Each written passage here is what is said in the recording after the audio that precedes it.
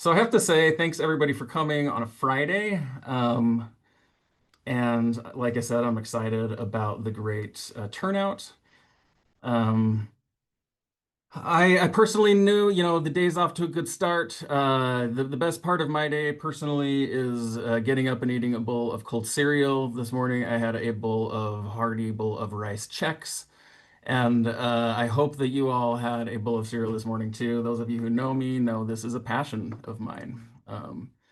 So I am not afraid to admit it. Uh, so let's just jump into this. This is a topic that's pertinent to practitioners throughout the state of Utah and throughout elsewhere. I may have people that are tuning in from elsewhere. This presentation is geared to practitioners. However, some of you may not be practitioners. This is just maybe interested community members. I'm hoping the material will be digestible enough, even if it's sort of targeted at practitioners, digestible enough for, whatever purpose that suits you in your life. Whether, as you're a partner and a parent and all of these different things and a concerned community member, I hope there's some pertinence there, though this is directed at practitioners. I am Brian Drube. I have been at Utah State University for 4 years now. I'm an assistant professor in the Department of Social Work. In terms of practice, I've been in practice now for it's been a minute, maybe coming up on 15 years. So love working with clients and still have a small caseload that I see. This is the agenda. This is what I'm going to talk about. I'm going to discuss how in the world did I come to research this sort of controversial topic. There's a lot of other things that I could be researching. I'm going to provide some basic statistics just on pornography viewing generally. And then this next point is going to take up the bulk of this presentation. I'm going to provide a research update on pornography's impacts. And specifically, I'm going to answer a few questions. I'm going to talk about whether pornography addiction is a thing.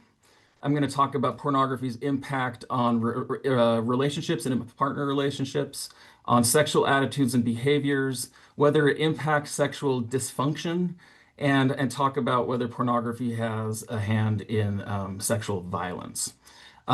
If I may not get through all these. So when I was preparing this, I said to myself, oh, I have too much information here.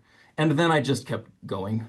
And in fact, I've been like preparing my tenure materials that where I'm thinking a lot about like good pedagogy and like best teaching practices. And I don't know that I'm going to be demonstrating a lot of those here. I'm going to be providing a lot of information. There's a lot of information on these slides.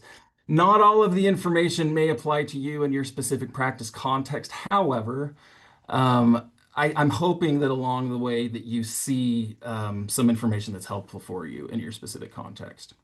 After going through these questions, I'm going to talk about application to practice, of course. I think you'll see the application to practice along the way as I talk, but then at the end, again, I'll provide sort of a summary overview of my takeaways in all of this. And then I'll hopefully leave a little bit of time for questions at the end. Is everybody excited? Are you ready to go? It's Friday. Listen, you should be energized and feeling good. Here we go. I'm excited. Controversial topic. It's a Friday. Let's talk about this. So before we get started on all of the stuff, I want you, from your standpoint as a practitioner, or if you're not as a practitioner, as a human being, to consider the following questions. I'm going to read a couple of vignettes. These names, Dave and Todd, these are the people in the vignettes. So you're going to consider these same questions for both people. Do you have concerns about Dave and Todd's pornography viewing? Would you consider their behavior normal or pathological? Should their viewing be classified as addictive? If so, why? And how might their demographic profiles, for instance, age, sex, marital status, sexual orientation, and life circumstances, influence your assessment? So here are the vignettes. Listen closely and look at these questions as I'm talking. Dave is a 58-year-old heterosexual father of three who teaches high school for a living. He is seeking help for adjustment issues, including depression, stemming from a recent divorce after a decades-long marriage. When asked about coping techniques, he mentioned frequently viewing pornography for quote-unquote much-needed stress relief. He has recently been viewing every day, usually for an hour at a time.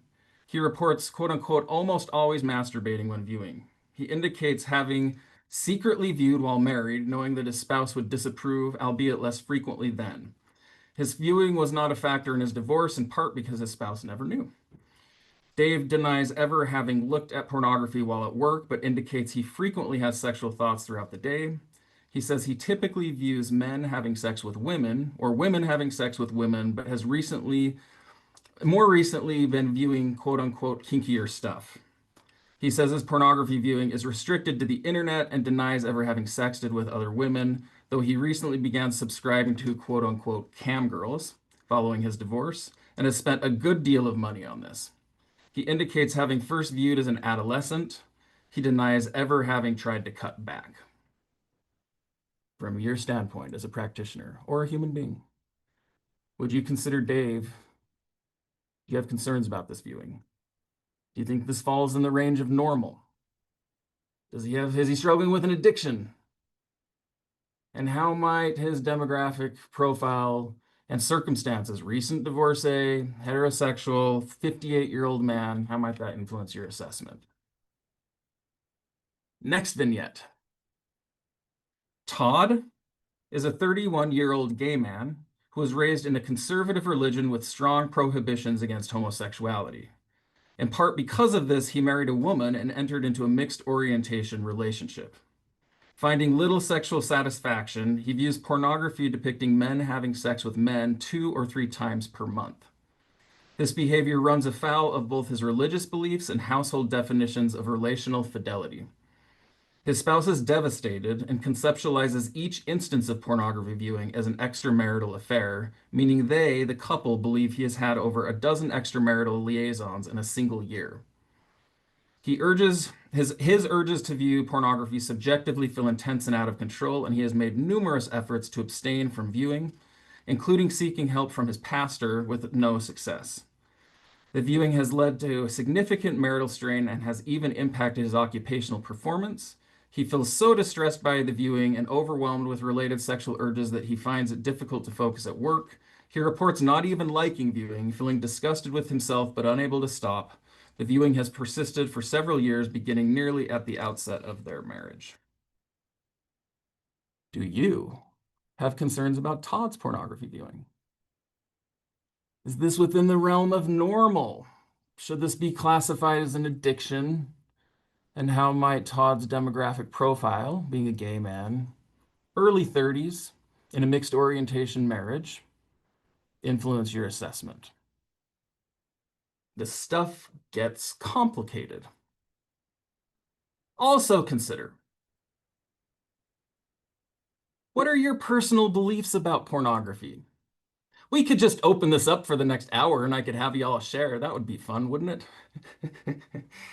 Uh, is it harmful, healthy, good, bad? Does it depend on the context? Is pornography addictive? What's the first thought that comes to your mind? Yes, it is, of course. Or no, I don't think so. Think about what informs your personal beliefs about pornography. You might think about your relationship status, whether you're in a relationship, and definitions of your fidelity within your relationship. Your religious background, if you have one, personal sexual values, your values more broadly, personal, relational, familial experiences related to pornography. Maybe you've been in a relationship where you've been hurt by a partner that's viewing, or you are the partner in the relationship that's viewing. Your family of origin and community of upbringing. What was the discourse in your family about pornography? What was the broader community discourse in the community that you were raised in the culture that you were brought up in? And how might gender, age, sexual orientation impact your views? Think about that just for a second. In sum, how do your personal beliefs, values, background, biases impact your assessment?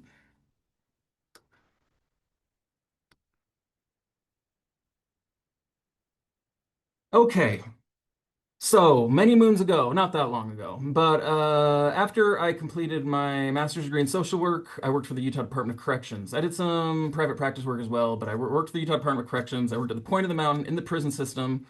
Later worked in the Central Utah Correctional Facility down in Gunnison, Utah. There's a lot going on in Central Utah. Not really. There's not.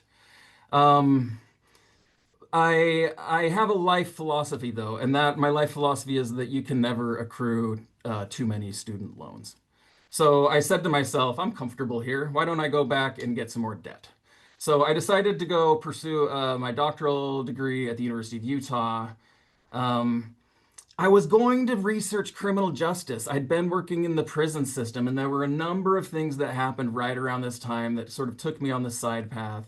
And that this is why I've been researching this for the last decade. So right before I started my doctoral studies, I was approached by some practitioners that were said, "Hey, come be in our practice with us." And I was like, "What does your practice focus on?" And they're like, "Sex addiction." And I had heard about sex addiction. Like I knew that was like a colloquial term. I didn't know that there was a big industry devoted to this. I'd heard of like Tiger Woods like going to sex addiction treatment. I mean, I knew that there were a lot of people in Utah that were distressed by pornography in particular.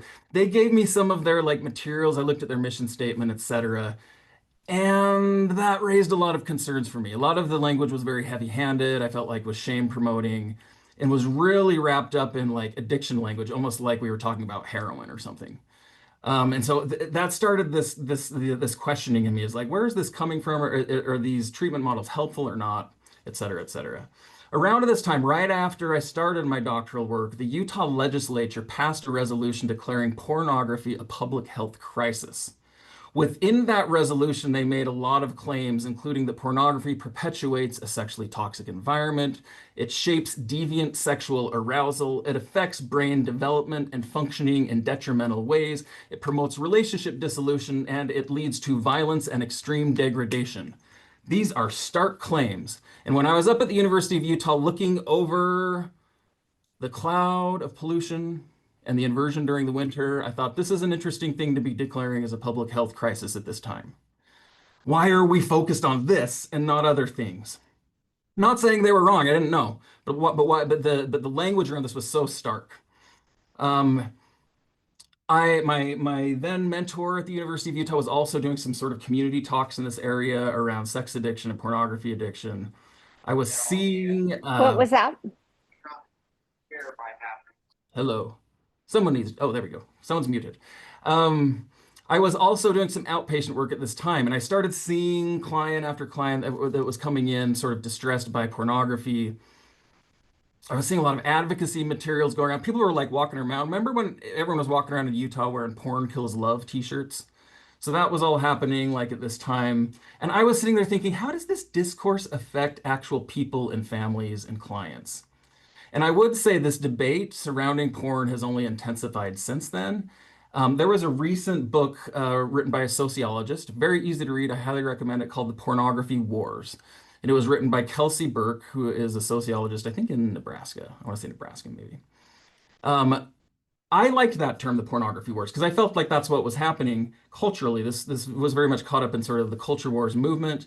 And I thought, and I still believe this, that if there is an epicenter to the pornography wars, that it is here in the great state of Utah.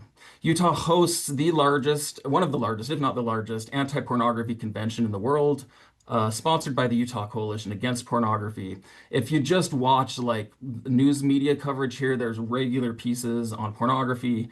Um, we added a porn harms component to our school sex ed curriculum. We don't offer comprehensive sex ed, and we didn't offer a porn literacy piece to our sex ed curriculum, but we added a porn harms component that's, I think the folks that put this together had a lot of good intentions. The information, unfortunately, is largely derived from anti-pornography advocacy materials. So that's kind of a mixed bag there. We here in the state of Utah passed a warning labels amendment saying distributors of pornographic materials need to include a warning label, much like we do on other harmful substances like cigarettes. And then the big one was there was a recent law that was passed that requires age verification to access porn sites. which I think is extremely well intentioned, and I am not a fan of minors accessing pornography. These are very controversial bills, though. Folks worry about sort of free speech infringement and whether this will actually help in its intended purpose. What this led to was a lot of web distributors pulling out of the state of Utah, saying we're not gonna do that. There's too much liability. All of this is to say, take all of that into account. This is all in the last decade. People are increasingly seeking help for pornography-related distress in practice, and is it any wonder why, with all of the discourse swirling around this? And I have to say, I've been talking about this for almost a decade now. I still get so nervous for these presentations. I'm nervous right now. And I get nervous because it's a sensitive topic. Like my vantage point on this is I'm neither like an anti-pornography crusader, nor am I someone who thinks that pornography causes zero harms. The therapeutic community is fractured on this topic.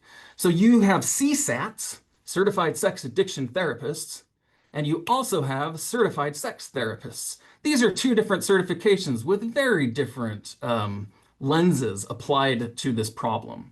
So clients, depending on which they go to, will get a very different lens of treatment.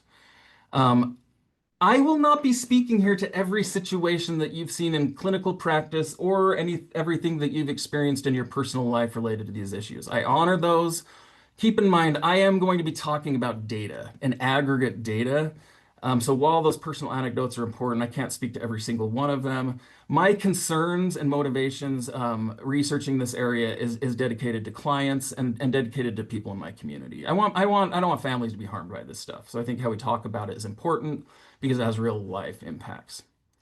How is that for one slide? They're not all going to be that long. Let's keep going. Now you know a little more about me. Okay, some basics to descriptive statistics on pornography viewing. This is probably not shocking. Pornography viewing is very common. This is data from like almost a decade ago, so it's a little old, maybe 8, 9 years ago. Between 54 to 69% of men and 27 to 40% of women aged 18 to 39 endorse viewing pornography in a given year. If I'm having to take one of those statistics, like that range is because that's across multiple studies and people ask the questions differently. The more accurate of those numbers, I think, is the higher range. So I would say ballpark 70 to 75% of men, almost half of women. The lower numbers are because the general social survey, they came from those, and like somebody's asking someone face to face in person, have you watched an X-rated movie in the last year? And people are like, no, right? So people tend to underreport depending on the format of the survey. So probably the higher end of that. There was a study that came out in Utah a couple years ago. This was out of researchers at BYU. And this was not a representative sample, but it's one of the better studies looking at, well, how common is this in Utah? And what they found was 75% of men and 44% of women reported viewing in the past year. Those are high numbers. I would say that the number of people who view in Utah is probably on par, similar to like the national average. And that's a big deal. Oh. So this study also said 85% of Utah men and 75% of Utah women endorse having viewed pornography in their lifetimes. So if you think about the commonality of porn viewing here, in conjunction with a lot of these rhetorical concerns that have come from policymakers and a lot of the swirling discourse around pornography is going to ruin the world, you can understand how that could contribute to people feeling very, very distressed by this. And also when you take into account religious demographics, right, where people have moral opposition to viewing and are probably viewing anyway. We're going to talk about that more in a minute.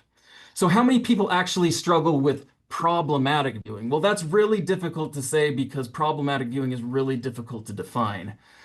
If you're just letting people self-define, there was a survey that went out a few years ago where people answered the question, I am addicted to pornography.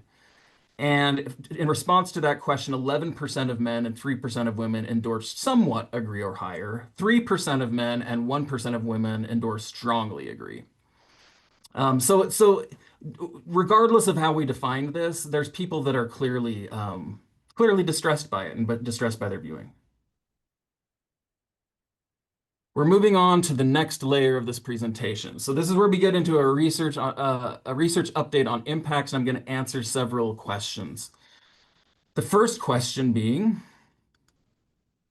is pornography addiction even a thing? By the way, the reason that I picked these questions are these are questions I have asked to me in practice by clients, by family members, by community members. These are claims that I have heard promulgated by policymakers, and by advocates. So I'm hoping to clear the waters a little bit to provide you updated evidence so that you can answer and be addressing these things based on research.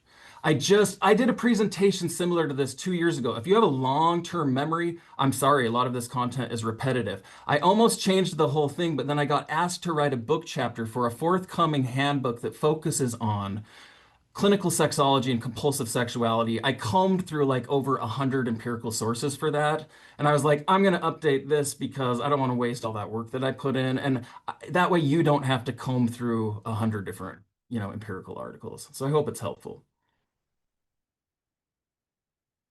Okay. Is pornography addiction even a thing in nomenclature and nosology?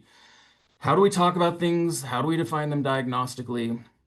Terms like sex addiction, hypersexuality, compulsive sexual behavior have been used interchangeably for decades. 1980s is when this really came about, the term sex addiction. Patrick Carnes, considered the father of sex addiction. And what a title to have. Can you imagine if that was your title? 1980s saw people that were coming in. Early treatment for this stuff was really based on like people who were coming in who were having like serial affairs, who were engaging in extremely risky sexual behaviors. This has morphed today to where when you ask people questions about sex addiction, the two most commonly answered, the two most common behaviors that are endorsed are really more common behaviors like pornography viewing and masturbation. So the focus has like shifted over the decades.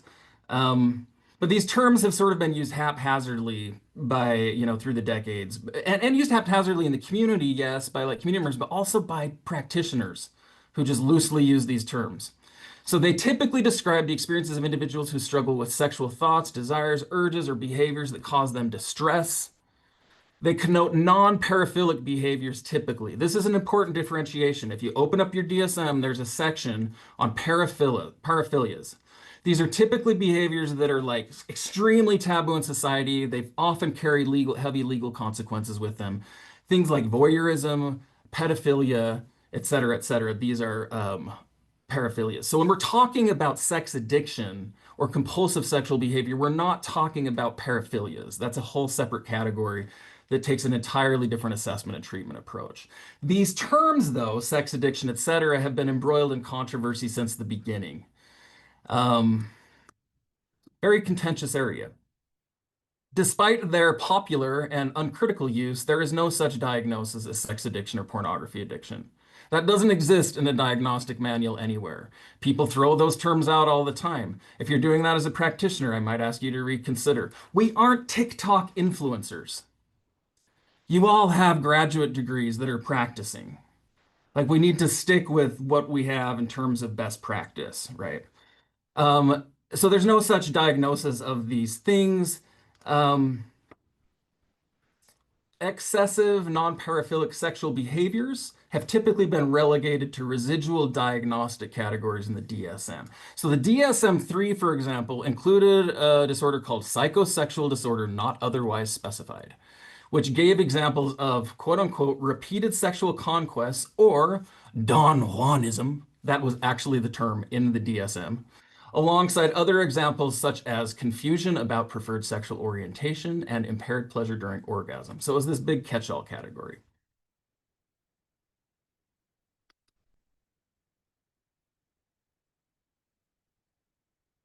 I can't remember if I say this later, so I'm going to say it now, and then if I say it later and repeat myself, I apologize. There was a push. How's it going? Good. Heather, Just letting them out. Heather, it's going great. uh, so there was a push to get hypersexual disorder in the DSM-5, but it was excluded for lack of evidence at that time. Uh-huh. I think we have somebody's mic that's not muted. Oh, there we go. So yes, no official diagnosis in the DSM. Uh, the varying terms, hypersexual disorder. sex addiction, compulsive sexuality, out of control sexual behavior. All these different terms represent to me a lack of consensus about what sex addiction is, whether it is, what it is, and its etiology, meaning its cause or causes. The three most commonly referenced frameworks, if you look in the research literature, that talk about out of control sexual behavior include impulsive, compulsive, and addictive models. Now, I'm going to talk about what these are real briefly. A lot of clinicians use these terms interchangeably. In fact, researchers use them interchangeably. I recently read a research article that said, and I quote, compulsive pornography viewing is an impulse control disorder scalable to addictive proportions in some individuals. They hit all three of them in one sentence. In reality, these connote different things different things ontologically and different things in terms of pathogenic mechanisms. So when I think I read a really lovely study that tried to differentiate these three models. And this is what I'm going to tell you that I hope is helpful. When I think of impulsivity, I think of people acting and doing something without forethought that might cause bad consequences. From a behavioral standpoint, this impulsive behaviors are reinforced positively. It's positive reinforcement. You do something, it feels good. You view porn because it feels good, causes problems in your life, but you do it because it feels good, right? Without forethought. Compulsivity, think about obsessive compulsive behavior disorder. OCD, the reason that people compulse is to get rid of negative stress associated with intrusive thoughts, aka obsessions. So compulsive behaviors, we do them to avoid distressing emotions, to get rid of negativity that we feel. So in this case, you'd view pornography because you're feeling depressed and it's a relief. It's like a temporary relief from that anxiety or depression, right? And it's reinforced then through negative reinforcement from an operant conditioning standpoint.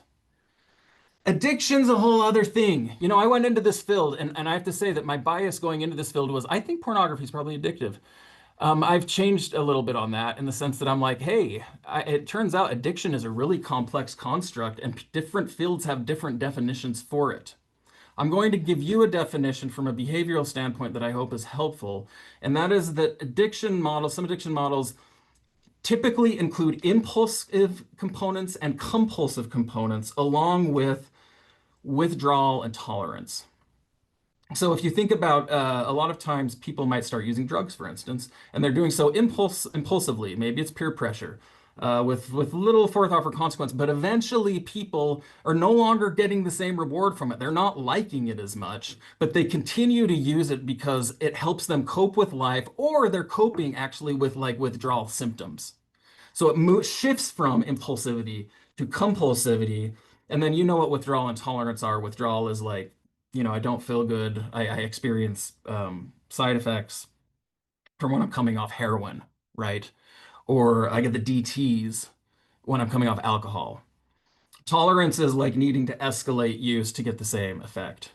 So these are the most commonly referenced models for explaining out of control sexual behavior. Unfortunately, none of them, like there's not a monopoly on evidence for any of them to win out. If you like black and white answers to things, which I do and I love, by the way, you're not going to get that from this presentation.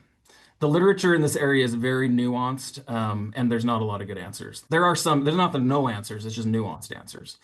So the literature says there are only weak to moderate associations between problematic pornography use and impulsive and compulsive trait. There's maybe a little research supporting impulsivity in particular. Experimental studies assessing different cognitive components of impulsivity in people with compulsive sexual behavior have produced really contradictory results. So it's a mixed bag there. The likely best consensus is that there is insufficient evidence to support a singular model and that the construct itself may encompass an array of frameworks. It's messy. It's a messy construct. I said there was no such diagnosis of sex addiction and pornography addiction, which is true. However, there's an important change in the last few years in that the World Health Organization added something called compulsive sexual behavior disorder to the International Classification of Diseases 11th revision. This is the first primary diagnosis of its kind. They specifically did not put it under the addiction grouping. Rather, they put it in the impulse control disorders grouping, and confusingly called it compulsive sexual behavior disorder. I have some thoughts about this diagnosis. I think A, it's way too premature. I think they decided to include it and for whatever reason, call it compulsive sexual behavior disorder when there's not a winner in terms of sort of a model framework that best explains out of control sexual behaviors. Um, and there's literature already showing that this is a diagnosis that's probably going to lead to a lot of false positives. But the happy news for those of us that are practicing is it'll be great for business. Uh, we'll have a new billing code. So this is not in the DSM, and as of now, when you like bill for something in practice, to my understanding, DSM codes are linked to ICD-10 codes. The US hasn't adopted the ICD-11 codes yet. I don't know when they will, but once they adopt the ICD-11 codes, then you'd be able to potentially bill under this. I'm gonna like, breaks every PowerPoint rule ever with how many words are on this. I just want to read through this diagnostic criteria, and I want you to think about this in the context of those vignettes I read earlier. Remember Dave, 58-year-old heterosexual divorcee who's viewing porn every day, and seems to be escalating in some of those behaviors. And then Todd, 31-year-old gay man in a mixed orientation relationship, viewing a couple times a month. So this is the diagnostic criteria. A persistent pattern of failure to control intense repetitive sexual impulses or urges resulting in repetitive sexual behavior manifest in one or more of the following. Just one of these is all you need. Engaging in repetitive sexual behavior has become a central focus of the individual's life to the point of neglecting health and personal care or other interests, activities, and responsibilities. The individual has made numerous successful efforts to control or significantly reduce repetitive sexual behavior. The individual continues to engage in repetitive sexual behavior despite adverse consequences, for example, marital conflict due to sexual behavior, financial or legal consequences, negative impact on health. Or the person continues to engage in repetitive sexual behavior even when the individual derives little or no sexual satisfaction from it. Some caveats to this. The pattern of failure to control these urges or impulses must last for 6 months or longer. The pattern of failure or to control intense repetitive urges is not better accounted for by another mental disorder. For instance, mania. If you've ever worked with someone that's manic and they get super hypersexual during their manic phase, you can't diagnose them with this.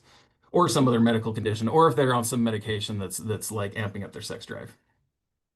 This last one's really important, so listen closely. This has a lot of pertinence to Utah. The pattern of repetitive sexual behavior results in marked distress or significant impairment in personal, family, social, educational, occupational, or other important areas of functioning. Distress that is entirely, emphasis added, related to moral judgments and disapproval about sexual impulses, urges, or behavior is not sufficient to meet this requirement. I'm going to talk about this at length in a second, that a lot of people have moral incongruence with their pornography viewing, for instance. They label themselves as addicts, and they're saying you can't just diagnose someone based on that. There has to be impairment in other areas. I'm saying that's a good rule out, but it still doesn't go far enough, and I'm going to talk about why. But thinking back to the vignettes, Dave, the dude that's viewing every day, spending a lot of money on cam girls, but hasn't necessarily reported that he's experienced serious financial consequences, would likely not meet this criteria. Impairment in any aspect of his lives. However, Todd, who's in a mixed orientation relationship and is only viewing pornography a couple times a month, would likely meet this criteria. And you could say, well, moral judgments, he does have moral judgments against his behavior, but he's also reported as causing dysfunction and impairment in multiple areas of function, including significant marital strain. So I hope you can see, as you're thinking critically about those vignettes, why this is problematic and why this diagnosis could potentially be applied to the wrong people and cause harm. Okay. By the way, um, there's some literature on this diagnosis as well. It's longitudinal, so it followed people that met criteria for this diagnosis over the course of a year. And what they found was that after a year, 50, this is depending on the study, there's a couple different studies been done, about 50 to 75% of people who met criteria at point one no longer met criteria a year later. not having undergone any treatment, which is another reason that you want to be real careful assigning this because it's a heavy label. And a lot of people, it seems to be very transitory disorder for a lot of people where they meet criteria and then they're not distressed or about it or they're not meeting criteria a year later without treatment. Okay.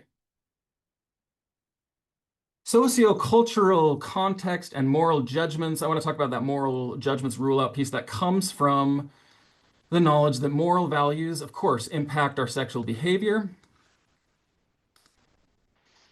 And this is a robust body of literature over the last 10 years that says moral incongruence, which is basically I morally disapprove of something, I engage in that activity anyway, and then I feel moral incongruence because of it. Moral incongruence is among the largest predictors of self-perceived pornography addiction. This is a robust finding across multiple studies, and this is after accounting for and controlling for actual frequency of pornography viewing. So my dissertation research, I researched some of this and looked at like sexual desire. Colloquially, we'll call that libido. I was like, I bet people who have higher libido are more likely to feel like they're sex addicts. But I bet that's especially true if they morally disapprove of their behaviors. And I found that to be the case. There's an interaction between those two. It might feel dysregulated to a degree to just have a high libido and be like, I'm always thinking about sex. It's probably much more distressing and it causes much more havoc in your life if this is something that I have moral opposition to and I keep feeling it, right? Moral disapproval and moral incongruence also impact hiding and secrecy behaviors in relationships. This is another study my colleagues and I published. We found that people who had moral incongruence associated with their pornography viewing and were shame prone were much more likely to hide their viewing from committed partners. And if you've ever worked in this arena, you know that yes, sometimes if pornography viewing runs afoul of relational definitions of fidelity, that can cause distress and people can feel really hurt by that. Um, this case where if you think, oh, I was going to say, so I lost my train of thought that is a practitioner, a lot of times, yes, the pornography is distressing in and of itself, but actually the hiding and the secrecy and the feelings of betrayal are often a much bigger deal. So you need to know this as practitioners that why do people hide their stuff? Well, they're shame prone, they don't know how to talk about sex, and they feel horrible for what they're doing, which then paradoxically makes it much worse and creates this self-fulfilling prophecy of devastation. Clinician moral judgments likely impact whether we see pornography addiction as well. I did a survey of about to graduate MSW students who most endorsed they're going on to do clinical work. I presented a bunch of substances, heroin, alcohol, and then a bunch of behaviors, gambling, eating, all these different behaviors, gaming, and pornography in there, and asked them to rate each of these behaviors or substances addictiveness. And what I found in my model that was that as it pertains to pornography, religiosity was the most robust predictor of whether these future clinicians thought pornography was addictive. So again, going back to paying attention to your own background and sociocultural context that you grew up in is very, very important to make sure that we are not, projecting our values onto clients.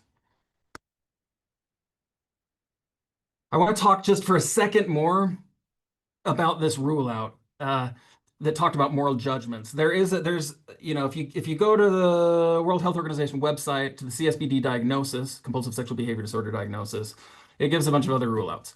One of these, it says distress that is entirely related to moral judgments about sexual impulses, urges, or behaviors is not sufficient to meet this requirement. I think that's maybe the one that I already read. Which sort of connotes that as practitioners, what we need to be doing is like rooting out, is this, if someone is coming in, they're saying my sexual behavior is out of control, I'm an addict.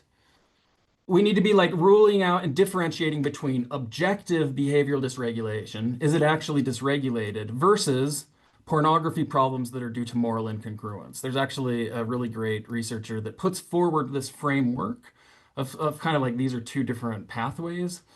Um, my contention is that the two cannot cleanly be separated. particularly in the case of sexual behaviors.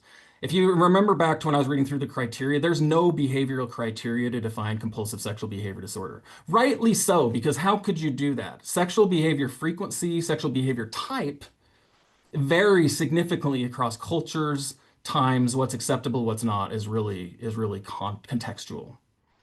So they didn't go in and they're like, well, if you view 10 hours a week, then you meet the criteria, right? And there's nothing like that. So the diagnosis entirely depends on judgments, moral judgments in some cases, including over what comprises impairment. Do you hear what I'm saying? They're kind of trying to have it both ways. Like you can't just make the diagnosis based on moral judgments. And if somebody's feeling distressed and morally angsty, it needs to be based on objective behavioral dysregulation that's actually causing impairment. But who gets to define what's impairment? And impairment also occurs within the context of communities, families, and culture, how we define that. So I think it's a bit naive to say that we can cleanly separate these. I would even go so far to say sociocultural context impacts what we perceive as impulsive, compulsive, and addictive. Think about this for a second. A key behavior that would go along with compulsive pornography use would be if someone was looking at pornography to cope with negative affective states like depression or anxiety. If you were working with someone in a marriage relationship and they were like, what do you do to cope with, stress and depression? They're like, well, physical intimacy is really important to us and we have a lot of sex as a couple. Would you be like, oh, that's compulsive? No, because in the one case, pornography is semi-taboo, whereas partnered sex in a heterosexual context is very accepted and would probably maybe even be recommended. Um, Other example would be related to this idea of tolerance and needing new and increasing engagement with different sexual stimuli to feel the same thing. So in the case of pornography, it'd be like, well, I've had to increase like variety and what I'm looking at to get kind of the same kick out of it, which we would potentially describe as tolerance, which would fall under an addiction lens. Would we describe that same thing as tolerance if we're like, if couples get bored in the bedroom and they're like, we need to do some stuff to spice up our sex lives? Would we be like tolerance? It's a manifestation of addiction. Probably not. I hope you get what I'm saying here is that context, culture, and how we judge behaviors, those things are interconnected. And then how we define impairment is based on that. I think I've said enough. And also, one last thing I'm going to say, this is the last thing I'm going to say about addiction. And man, this is going real fast for me. Sex is different from substance use or other addictive behaviors in that it is a primary reward. This is a big one. Take a note of this. This is why I have some real heartburn about using the addiction model to apply to sexual behaviors. We already know behaviors, like the only behavior that's in the DSM is gambling. And we already know that, yeah, like there may be similar sort of like neurobiological processes that happen, but they'll never map cleanly exactly onto each other. I've never like, going through gambling withdrawals, for instance, you might feel irritable. Going through, a benzodiazepine withdrawal, you might die. So I'm saying there's, the behavioral addictions field is really pushing this. But then I'm saying, even putting that aside, the differences between substance addictions and behavioral addictions. Then we need to talk about behaviors that are secondary versus primary rewards. Gambling is a secondary reward. Sex is a primary reward because it is instinctual to us. No one goes through puberty and comes out on the other end with a heroin drive. No one goes through puberty and comes out on the other end with a gambling drive. People go through puberty and come out with a sex drive. And the problem that you can get with this is that when people start adopting this addiction language is people start construing their entire sexual beings as a manifestation of addiction. Someone gets turned on by something and they're having a craving. I've heard that language used by clients. So we have to be real, real careful with that, recognizing the difference. I think I've said enough. Is pornography addiction even a thing then? Not officially, but it's complicated. You like that? Yes. Is everybody with me? Let's go. Okay. Second one is porn associated with relationship dissatisfaction. This is a big deal. You see people coming in, marriages absolutely destroyed, partner's devastated. There's this term used in Utah called betrayal trauma to describe sort of a partner that's devastated because of their partner's sexual behavior. This term, by the way, was co-opted from the family violence field. It was originally meant to describe people who have experienced serious physical, emotional, sexual abuse at the hands of their caregivers to the point of having even dissociative episodes. So that term has morphed and has really been taken on by this sex addiction field. You hear it all the time in Utah as a buzzword. I will say it's a telling word in the sense that people feel you never want to minimize somebody's devastation related to feeling betrayed by a partner. So this is a big one. Does pornography viewing, how does it impact relationship satisfaction? I want you to know something. When I was putting this slide together, I didn't initially have this cool graphic on it, but I said to myself, these are people that are doing a lot of good in the community. They deserve the best. And I spent a half hour trying to find this silhouette that faded into the background. And I did that for all of you. So that's how much I think of you. Okay. A good deal of attention has been devoted to the question of how pornography, I already said this, impacts intimate partner relationships. Much of the public discourse in particular has presupposed that pornography viewing is detrimental to marriages and families. A lot of the language in the Utah Public Health Bill said exactly that. What does the literature actually say? Pornography viewing is associated with decreased relationship satisfaction overall, and this is a robust finding across multiple studies. When I say decreased relationship satisfaction, I'm talking lower marital happiness, less emotional intimacy, and increased likelihood for divorce. Now, the pickle here is this is correlational data. And are people who are dissatisfied more likely to look at porn, or is porn making people more dissatisfied? There is some longitudinal data supporting that porn may precede the dissatisfaction. My personal opinion is that this is probably a non-recursive relationship. Non-recursive statistical speak for bidirectional. They probably impact each other, would be my guess. But it's really hard to model non-recursive stuff statistically to model that. However, these findings are sex and context specific.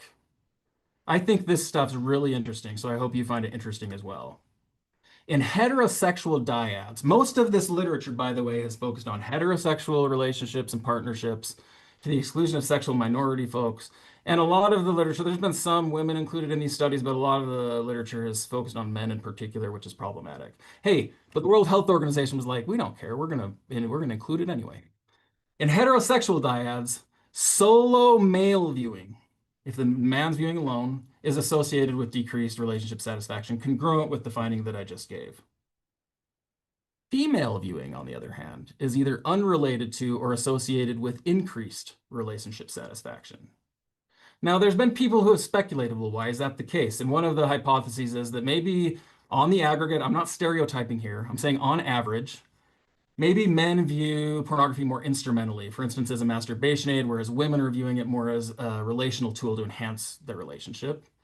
Another possibility, the one that I favor, is that I'm not sure that it is actually the pornography that's causing less relationship satisfaction, or if pornography is acting as a proxy for other things like sexual desire discrepancy.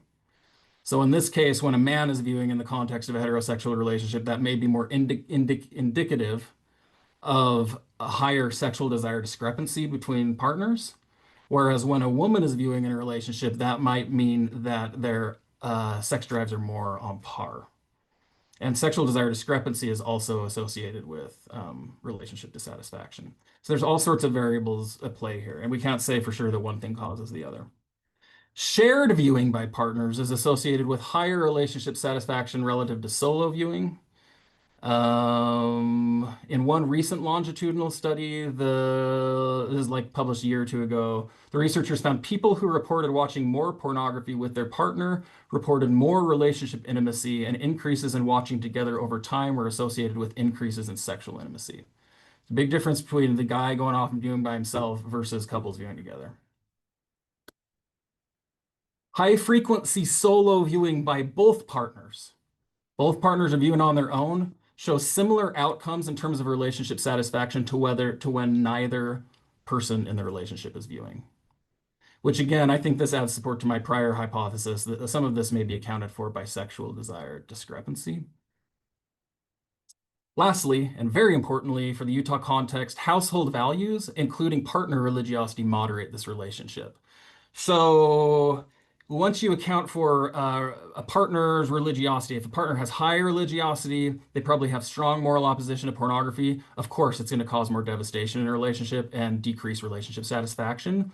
What the research says is if the partner is unreligious and probably doesn't have as many moral scruples about pornography, it doesn't seem to have the same relational effects. This makes sense because that's how we define fidelity within partnerships a lot of times based on our morality. And I'll show you how this plays out in Utah. This is data collected to 2017. This was put out by the Deseret News. So they hired a research firm to gather this data and they were trying to assess definitions of fidelity, basically, or definitions of infidelity and cheating. And this question was, how often, if ever, would you say the following activities would be cheating on a spouse or partner? The bars represent, oh, I gave it away. It's too late. It's fine. The bars represent the high, medium, and low. This is high religiosity, medium religiosity, and low religiosity. If you look at the top of this chart, having regular sexual relations with someone other than your partner, like whether you're religious or not, pretty much everyone's like, yeah, that's probably cheating. For other behaviors, like if we go down to pornography, it's highly dependent on religiosity.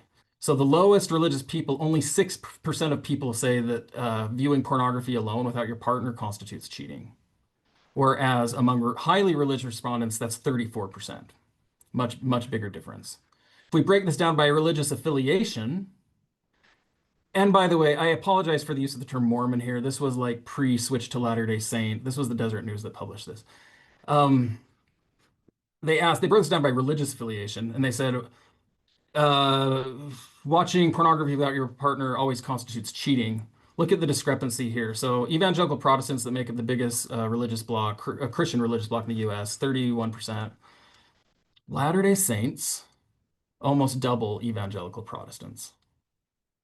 So if you want to understand context and why this is causing relationship dissatisfaction, disruption, why people are coming in very distressed by this, this is probably one big clue.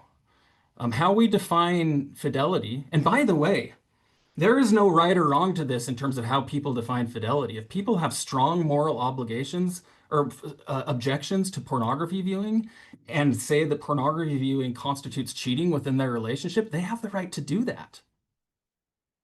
And then when somebody views, it's going to be more devastating because those definitions of fidelity matter a great deal.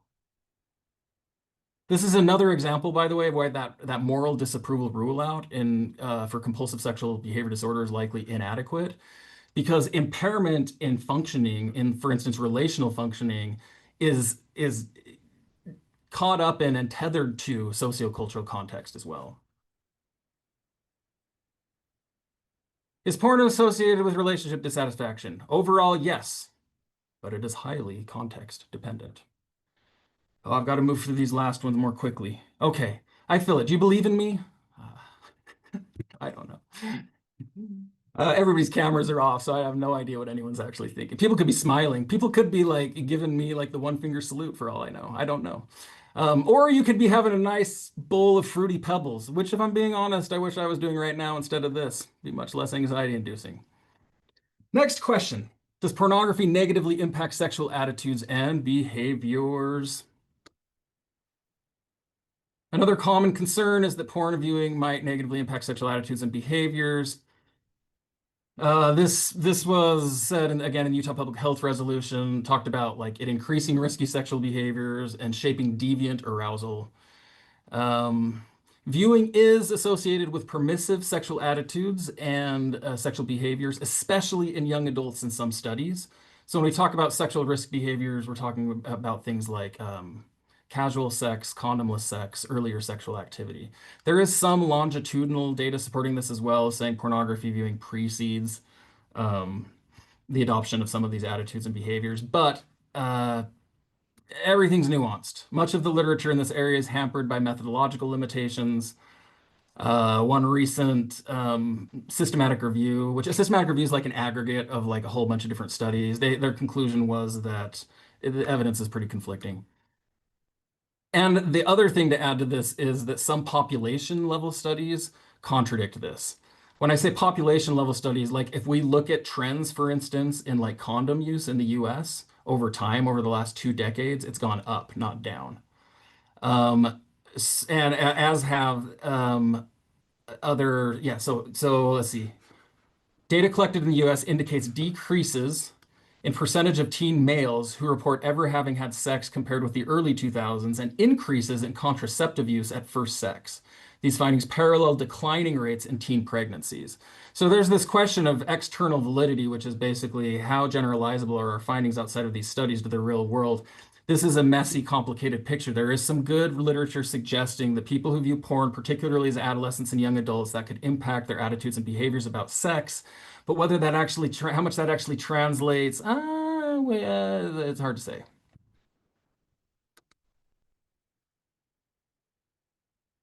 Assuming viewing does increase sexual risk behavior, let's make that assumption for a second. This appears to be mitigated by porn literacy and critical media attitudes. In sum, when individuals critically reflect on why they are viewing and what they're seeing, recognizing, for instance, that it is fantasy, and considering themes like consent and gendered messages, deleterious impacts likely decrease. Attitudes and behaviors are impacted by the degree to which viewers perceive it to represent reality. Sexual scripts are a key mediator. So, sexual script theory suggests that sex is learned from culturally available messages that define to us what counts as sex. How to recognize a sexual situation, for instance, what to do in a sexual encounter. A person's internalized sexual scripts are contextual and they're influenced by things like upbringing, family of origin, gender roles, religious teachings, peers, mass media, potentially pornography, personal experiences, and so on. So when viewed uncritically, and people are thinking this really represents sex, what I'm watching, if a young adult's watching it, pornography may impact sexual scripts, which then impact sexual risk behaviors. So the most likely thing here is that there's an indirect association between pornography viewing and sexual risk taking, and that is mediated by its impact on internalized sexual scripts. And by the way, oh, so yeah, my take here is that pornography is a really, really problematic form of standalone sex ed. I tell my clients, like when I'm working with teen clients or parents, I tell them that pornography prepares them about as well for partnered sex as Call of Duty prepares them for battle. Like, let's be honest, if you walk out of this office, you're not making it, right? If you're just playing Call of Duty. So I'm saying, like, increasing critical thinking about this is really important. Viewing may impact want for or engagement in various behaviors in the bedroom, like enacting things people have seen in porn, though these effects are quite small. So I've heard this from couples where they're like, my husband, like, I feel like he's enacting stuff that he's seen in porn, and I don't like that. Some people may not care as much about that. But like some people might view porn to like for sexual experimentation. Other people may find that really, disgusting or not want that in their relationship. There is some literature suggesting that it can impact behaviors, but when I say these effects are small, let me give you an example. So this is from one study. Pornography viewing on desire for or engagement in specific partnered sexual activities are quite small. For example, pornography viewing explained about 5% of the variance of a man's desire for and 2% of their actual engagement in sexual behaviors such as fellatio, double penetration, anal sex, and name calling. 2% of their actual engagement in it, which means 98% of the variance is explained by something else. Take for that what you will. So does pornography negatively impact sexual attitudes and behaviors? Unclear. Any impacts are likely if there are impacts mediated by sexual scripts. Does porn viewing lead to sexual dysfunction? We're going to be more brief on this one. Advocates, consumers, policymakers alike have voiced concern that viewing might cause sexual dysfunction.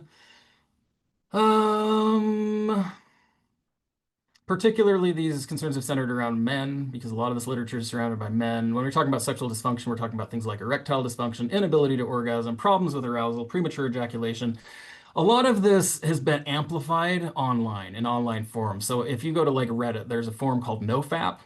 No fap means like we're not going to masturbate, we're not going to look at porn. So people go through what they call rebooting periods, where they go through periods of like sexual abstinence, and then they're reporting like miracle cures for all sorts of things in their life. Deeper voices, better immunity, better confidence, cognitive clarity, increased motivation, decreased need for sleep. Or these are some of the claims I've seen in these rebooting forums.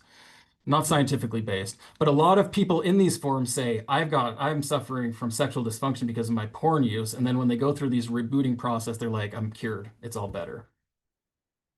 What does the literature actually say? Porn viewing, whether measured by frequency or duration, is not associated with sexual dysfunction or dissatisfaction.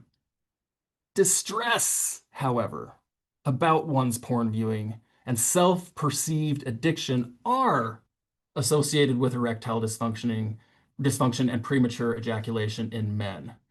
This again speaks to the importance of cultural context and discourse. So while it is apparent that pornography viewing is likely not causing some mass epidemic of, say, erectile dysfunction, people who are distressed by their viewing and by its impacts, those who are presenting to therapy with pornography-related distress may indeed suffer from sexual dysfunction and attribute it to pornography in a self-fulfilling prophecy. In this way, these online forums may be causing harm. So does porn viewing lead to sexual dysfunction? Likely no, though distress about viewing might. Lastly, does pornography viewing contribute to sexual violence? I'm going to go through this quickly so I can get to the applications to clinical practice part. This is an important topic, though. A common concern raised by advocates is that porn viewing might increase sexual aggression, particularly towards women. Part of this concern stems from pornographic content itself, which is frequently, look, while there are like increasing female-friendly porn spaces or feminist pornography or ethical pornography, a lot of porn content contains gendered, sexist, and aggressive themes. So it is natural to wonder, does this then impact sexual aggression and violence? The research in this area is nuanced, frequently contradictory, and hampered by methodological limitations. Viewing is associated with certain sexually aggressive attitudes in some studies, including like rape myth acceptance, attitudes condoning sexual coercion. But wait, this relationship, when that is found, it also appears to be mediated by sexual scripts. In some, if you're viewing pornography uncritically and perceive it as a realistic portrayal of sex, and you're watching porn that's depicting sexually aggressive attitudes or behaviors, you may begin to adopt some of those. So like recognizing this is not real is really important. Other studies, though, do not find such a link or even find contradictory results. There's a couple of studies. The effects are small, but they find that porn viewers hold less sexist attitudes and have more egalitarian attitudes towards women. Make of that what you will. It's a bit contradictory. Regarding actual perpetration of violence beyond attitudes, the literature is quite convoluted. Some studies report a small relationship, while others report no relationship or a nuanced one, depending on the content viewed and the attributes of the viewer. One takeaway here is that a common finding is that porn depicting violence may increase risk of aggression in people who are already predisposed to sexual violence. So if you're working with a high-risk population, could pornography add fuel to that fire? I think so. The relationship between non-violent pornography and sexual aggression decreases as study methodological rigor increases as we account for other confounding variables. The relationship between sexual aggression and non-violent pornography viewing disappears. At the population level, this is also contradicts the idea that it causes sexual aggression. At the population level, victimization statistics show an inverse relationship between sex crime and availability of porn. So, what's the takeaway with all of this? Is there like gendered and aggressive stuff in porn that's problematic? Yes. Should we be encouraging our clients to think critically about what they're viewing? Yes. But really, I should be doing just good clinical work. Practitioners would be wise to be mindful of client risk factors.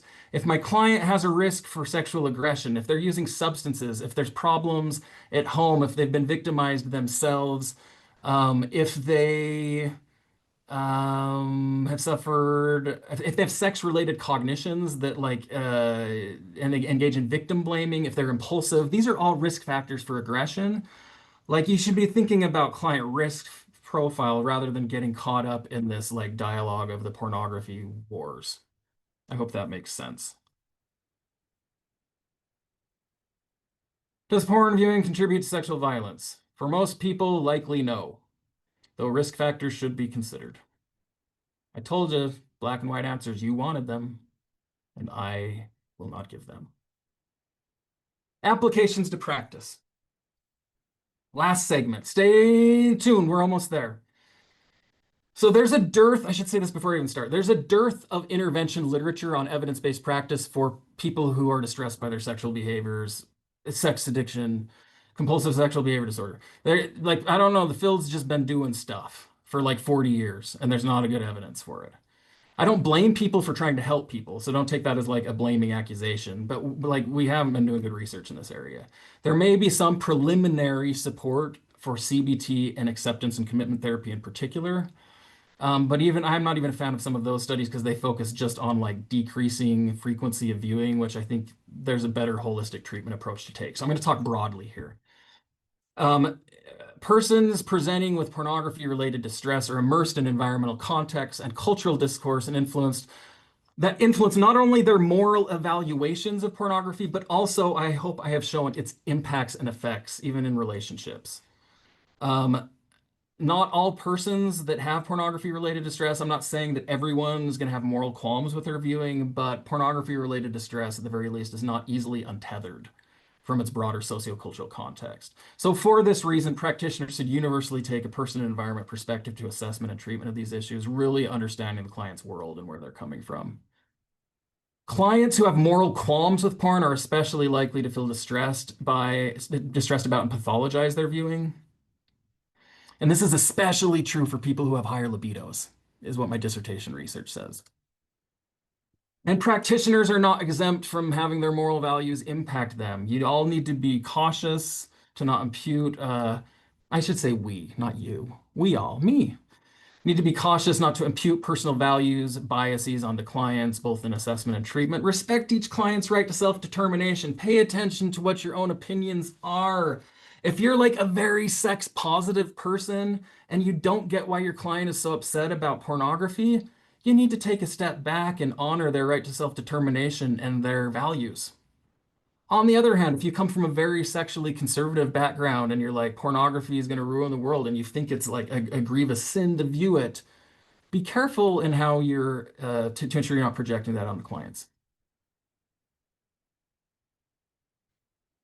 Be careful with pathologizing language. There's some literature that says self-perceived addiction to pornography above and beyond the viewing itself. So when someone labels themselves as an addict, that is associated with the stress or this was a longitudinal study over a 1 year period.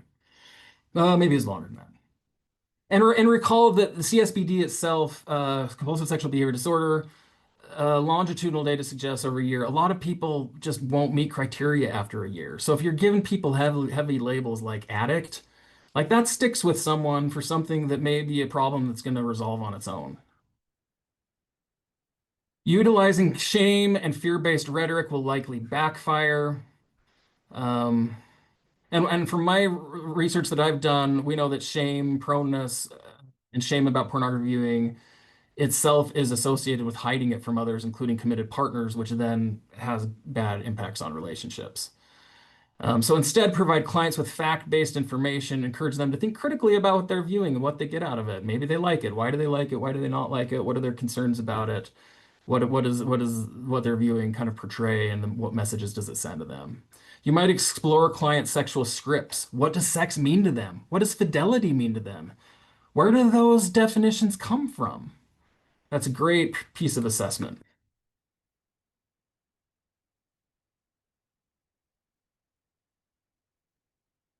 If working with higher risk populations, certain types of porn could add fuel to the fire. I just said this. So think about, rather than getting caught up in porn is good or porn is bad or it's going to cause the sexual violence or it's not, think about your individual clients and their and risk profiles and make determinations from there. Beware of all or nothing thinking from clients when they're coming in. I say that fusion to goals in acceptance commitment therapy. What I mean by this is a lot of times clients are, when I see them, they're coming from like an addiction. They've seen someone that like uses the addiction paradigm and they've really adopted that language. And so like abstinence is the only thing that they're thinking about. They become fused to being abstinent. And then what I see is when they have a letdown and they end up viewing, it leads to these like binge abstinence cycles where they're like, I failed, therefore I'm just going to go on a porn binge. And because the goal becomes disconnected from broader values, relationship values, personal moral values about sexuality. It's much better to be in the domain of values and trying to work towards our values than to getting into all or nothing goal setting. I'm not saying people can't have a goal of abstinence not to view. I'm not saying that at all, but that goal needs to be within the context of broader identified values so that we're moving towards the values, not being fused to the goal.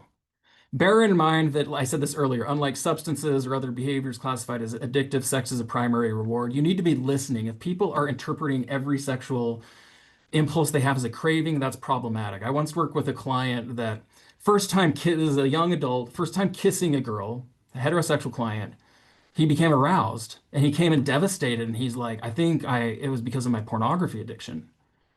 And I was like, well, or you just have a sex drive and that's a normal sexual response. And he was like totally relieved to hear that. But he'd been swimming in this addiction treatment paradigm. Be on alert for clients who are pathologizing their whole sexual selves. I just said that. Values work can be invaluable. I basically said this. But think holistically. Don't just be like, well, we just got to get rid of the viewing. I mean, how reductive is that? Establish not only sexual no-nos for clients, but establish what healthy sexuality looks like for them and what it means for them. And consider this across multiple value life domains.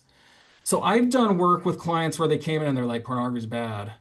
And I'm bad because I view pornography. And we do start doing some values-based work, and it turns out actually they may not have moral objections to viewing pornography, but we do other like work in values domains. They're like, but my partner doesn't like it. And that's part of our definition of fidelity. Therefore, I don't want to view it because this is part of our definition of fidelity in this partnership. That's much different than just like we need to reduce the porn viewing. So people take the holistic perspective. What do people find enjoyable sexually? What do they think is okay? Exploring all of those things can be really, really helpful. What does this look like in terms of their religious belonging and identification? What does this look like in terms of their partnerships that they have? So building on intrinsic motivation will always get you much further in terms of outcomes than as opposed to working on external shoulds. And there's a lot of people with a lot of sexual shoulds. Treat clients holistically rather than reductively. I just said that.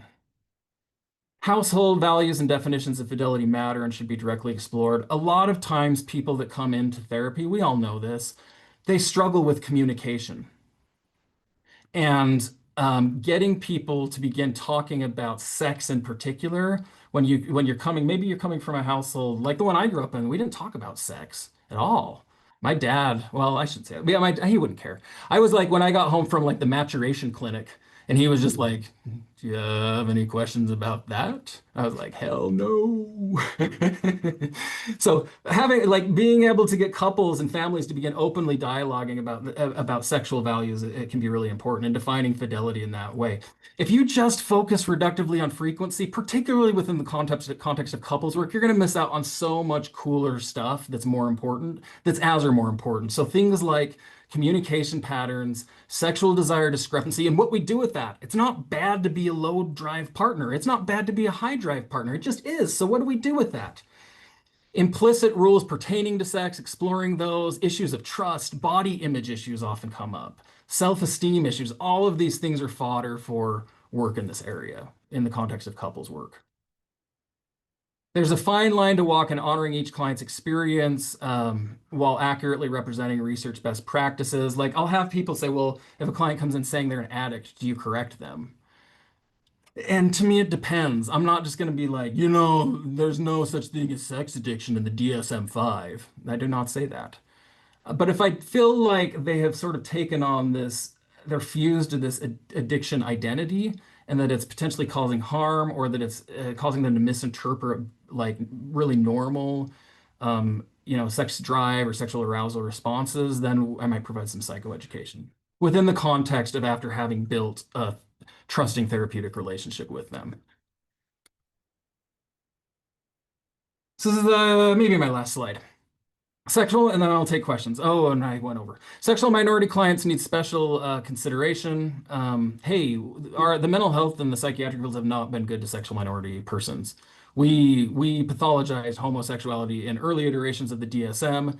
Ego dystonic homosexuality or sexual orientation, like more just recently made it out of the ICD.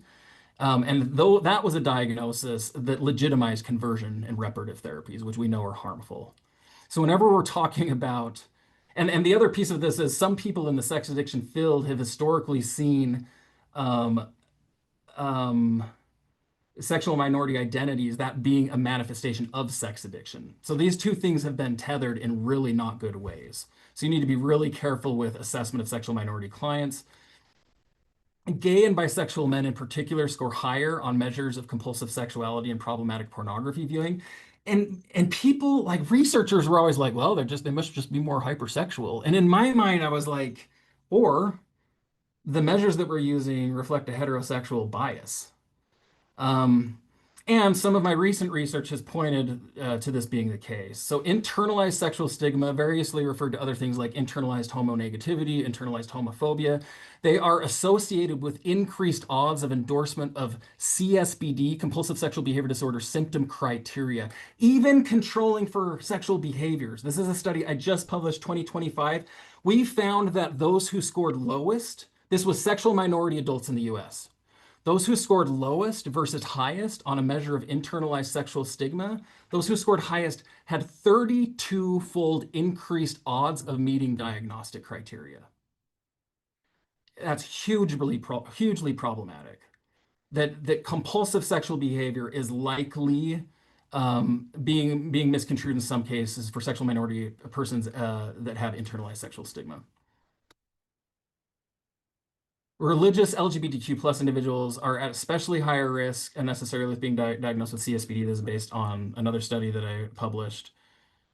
And there is legit concern that this new diagnosis, compulsive sexual behavior disorder, could act as a covert avenue of conversion therapy under the guise of we're treating sex addiction or compulsive sexual behavior for sexual minority clients. So you need to be real careful there. I'm not going to talk about this slide. It is basically just showing, I'm not going to talk about it. Okay. I will say, more research is needed in this area pertaining to women as well. A lot of this is focused on men. And then another bias in the literature and everything that I just talked about is there's a bias in focusing on porn's potential harms. This whole presentation is focused on distress, so we're focusing on potential harms. But there's literature suggesting it's more scant. People don't research this as much, but some literature highlights positives of pornography viewing. For instance, viewing has been linked with various positive indicators of sexual health, including sexual comfort, less guilt and shame over sexual behaviors, improved sexual performance, increased sexual knowledge, feelings of empowerment, and more sexual experimentation. Sexually explicit materials can normalize non-heterosexual orientations and help affirm gender and sexual minority identities in particular. So you have to think about the research we conduct is also contextual based on values. The types of questions we ask are reflective of um, community values and what we're seeing in our communities. In this case, related to distress and so potential negatives. Uh, there's a lot of citations there if you want to do any reading. That's it. We have just a couple minutes for questions, concerns, scathing rebukes. There were just a couple in the chat that popped up, Brian. One question, someone asked, do you know if the statistics for those that have viewed porn over the past year specified seeking porn out or coming across it / had it shared with them? So I'm hearing, like, did they view it intentionally? Is that kind of what they're saying? Yeah. I think I don't know that, like, for instance, the BYU study, I don't remember the exact verbiage, but I think like the subtext of the way they worded is like you've looked at porn, not like you accidentally seen it.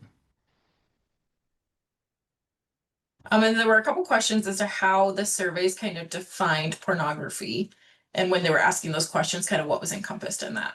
Oh, that's such a good question, and it totally depends on the study.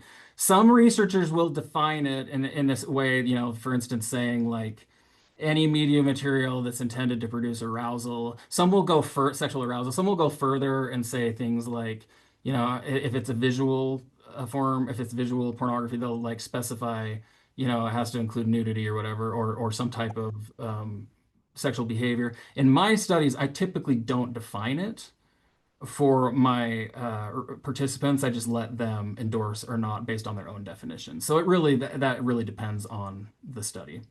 I will say, do you want me to tell you something interesting? Well, who's going to stop me?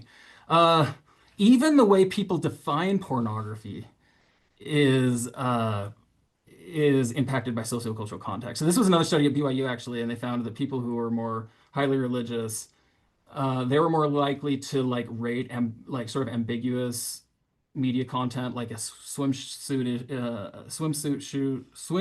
shoot or like an under provocative underwear ad as pornographic than people who are non-religious. So even what we see and whether we define as pornographic is also based on values. That was all that was in the chat, but if anyone has a question, feel free to come off mute and ask Brian. I see some familiar names and faces.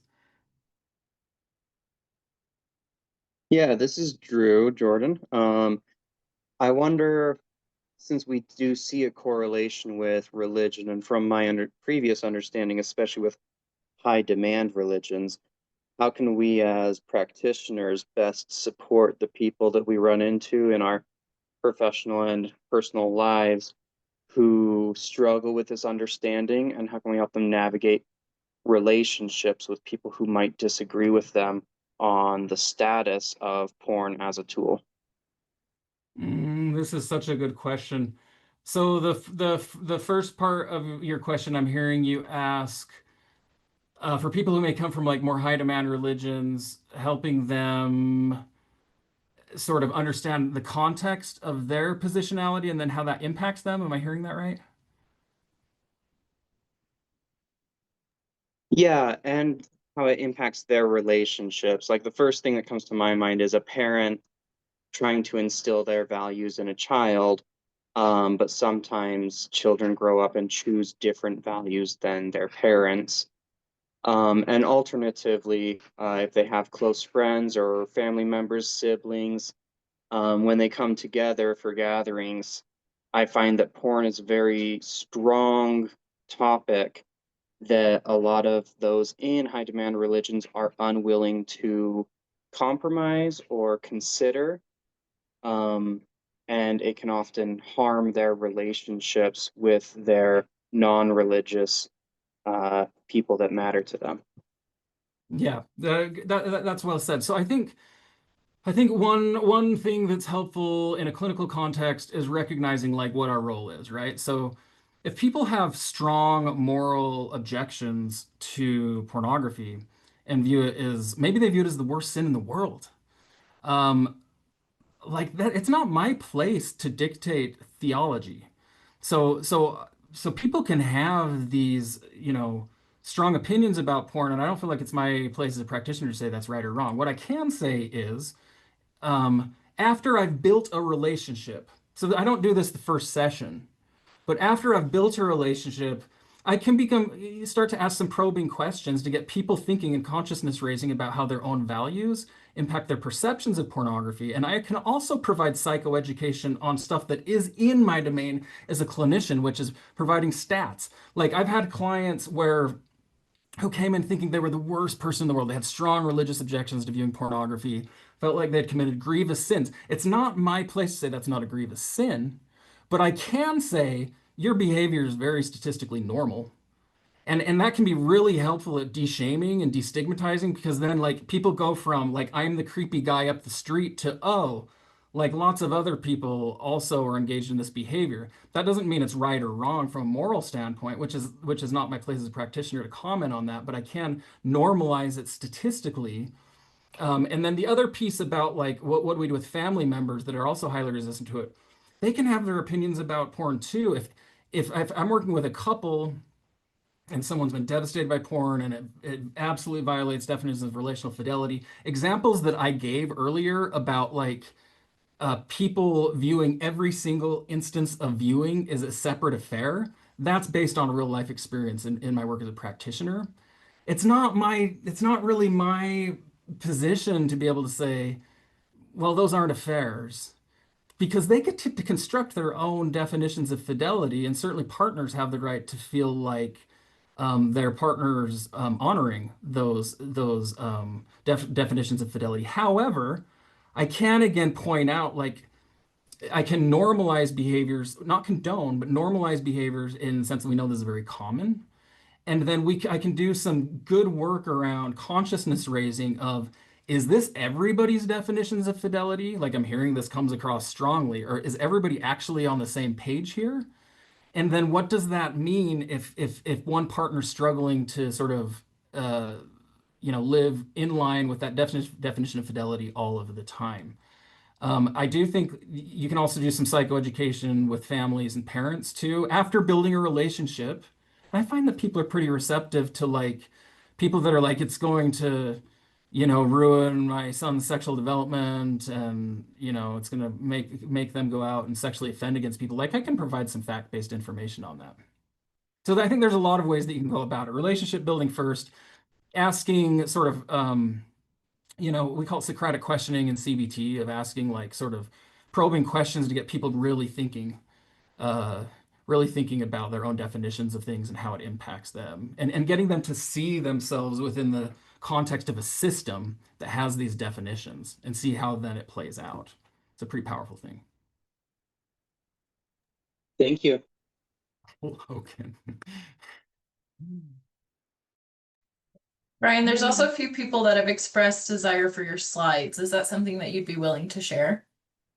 Yes. How could should I just get those to you, Aaron? You can Yeah, like, if you send them to me, I can send them out to everyone that registered. listen, I will share them as long as y'all promise like I don't care. If you want to, use them for your educational purposes or within your agency or whatever, just don't like go out and like just use them and say that you wrote them. That's my only ask. Yeah, so I'll share those. I think we're about out of time, but I'm happy to stay around for any other questions. Hey, it's lovely seeing everybody. Thank you for all that you do for our communities. And don't be strangers.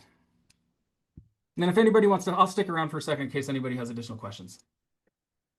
And I did put the link for the evaluation survey in the chat. I'll drop it again, and then I will send it out via email as well.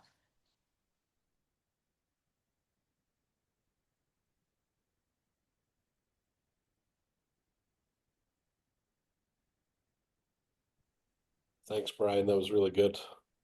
Good to see you, sir. Yeah, it's good to hear you talk about what you're passionate about. Yeah. It's a lot of information. I think I probably packed too much in. C'est la vie. No, it was really good. I did think it was interesting. I had to laugh when you said that guy, he was the father of what? Sex addiction. Yeah. And what a title to have. Excellent. Terrible. Patrick Carnes, to my understanding, he was in southern Mississippi. I learned this when I was a professor at Ole Miss. I think he was more around like Starkville, around Mississippi State, and he was seeing people that were distressed, like people having serial affairs. A lot of this though, like came out during people were like freaked out during the AIDS epidemic. So there's like no untethering the entire like sex addiction paradigm from some of the homophobic stuff that came out in the 80s. But people are freaked out by the AIDS epidemic, people who have serial affairs, and then he sort of like basically just adopted a 12-step model to try to treat the stuff because he's like, I see parallels with this in substance use. And so a lot of people have just kind of used that through the years without sort of critically evaluating, is this actually helpful? Somebody asked me in the chat, Brian, what do you think about the Fight the New Drug org site? Listen, I'm not going to I don't want to say anything like overly negative about one particular organization. I will just say this, with advocacy organizations, be very careful because they're advocacy organizations. I said this literature, that what I just presented, super nuanced. I combed through over 100 empirical studies on this. If you were like a super like anti-porn advocate, and you want to find research to support that viewpoint, you can find it. You can cherry pick studies. Anti-porn advocacy organizations tend to do that. And so, and they sell their stuff and they sell their messaging using sort of the authority of science, if that makes sense. It's an appeal to science. It's like, oh, well, see, we have studies that support this narrative. And I think Fight the New Drug tends to do that. There's a big a big banner hanging up in my son's high school that literally says Fight the New Drug. So they have an inroad to like public education where we don't offer comprehensive sex ed, by the way. So what are my thoughts? I'd say like maybe some of their material's good. I have seen a shift from like early Fight the New Drug to later Fight the New Drug where they've tried to like use more de-shaming language. Although I think using just the phrase fight the new drug is potentially kind of shaming and hyperbolic language. So all I would say is fight the new drug or not fight the new drug. When it comes to advocacy, just know people have, they have an agenda to sell, and a lot of times they'll be like, we're science based and we have research, and they'll list their research, but just know the whole of the body of literature is quite complex and nuanced. By the way, if you're like really, I don't think porn causes any harms. If you want to find literature to support that narrative, you can as well. It's a much more difficult task to comb through what's actually out there and try to make sense of it. Amberly, I hope that answers your question. I'd be cautious, particularly if you're in a like if you're a mental health professional yourself, that's not the first place you should be going. I've had to personally, with clients, go through and correct information that they've come in having internalized from advocacy organizations that ended up being harmful.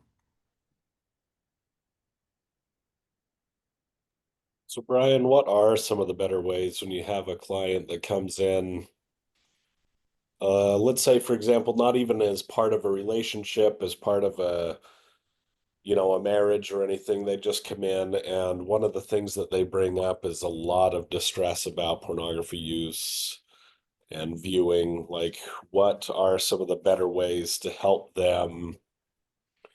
I know that we need to kind of follow their goals as well and ask them what their goals are, but like at least to decrease some of the distress so that if they want to reduce or stop viewing altogether, that they can at least not be so self-critical and down on themselves the entire time through that process. It's a great question. And I do, like in my own personal therapy practice, I do a lot of acceptance and commitment therapy work around this stuff. And so when we talk about like self as context, we do self as context work, and I differentiate specifically between guilt and shame. So guilt's a really important moral emotion in producing change. And if somebody has moral values against pornography and they feel guilty for it, that's speaking to what their moral values are, or potentially the values of their upbringing. There's a difference between that and like loathing myself, which is more like more congruent with shame. And so I provide definitions in differentiating guilt versus shame. We do it with self as content versus context work, where talk about like guilt is actually much more in line with the idea of context work, whereas shame is more in line with the idea of content, which is not helpful and it creates rigidity and inflexibility. And then beyond that, Logan, just like obviously developing the therapeutic relationship first, but then just like normalizing stuff helps people so much. Like people recognizing like I have a moral value against this, but I'm not like some like weirdo, right? Like there's a big relief for a lot of people. I've had people just break down and cry in my office when they recognize like I can have grace for myself, and I'm not like some aberrant person. There's nothing necessarily wrong with me, but like helping people figure out then what do we do with this? You have a libido. I even talk about like the sexual urges passenger on the bus. I'm like, we have a libido, it's there. You're probably not going to get rid of it. You come from a very sort of sexually conservative place. You have pretty strict moral values around this stuff. So what do we do with that? Like, what in the world do we do with that? What does this look like? And then we formulate treatment from there. Thank you. Shannon, what do I think of SAA? I don't know what SAA is, so I don't have any strong opinions. What's SAA? Maybe that's something I should know.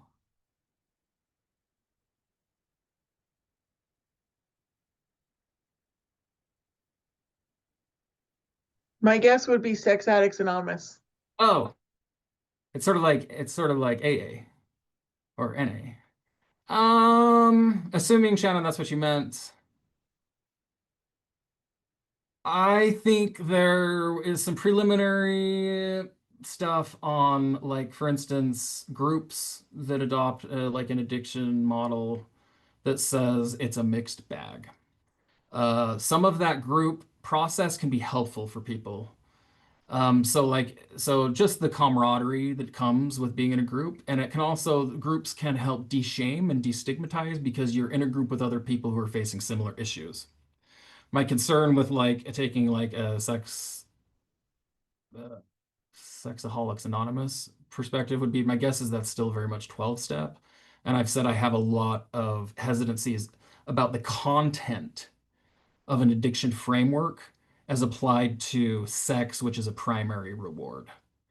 Abstinence can be a goal for like not viewing pornography, for instance, but it's just different when we're talking about, you have a libido, you have a sex drive that's normal and natural, a part of human evolution and functioning, versus like, again, like getting rid of like heroin use feels substantively different to that to me. So I think it's trickier. So in terms of process, an SAA group might be good in helping de-shame, destigmatize, but I do worry about the content.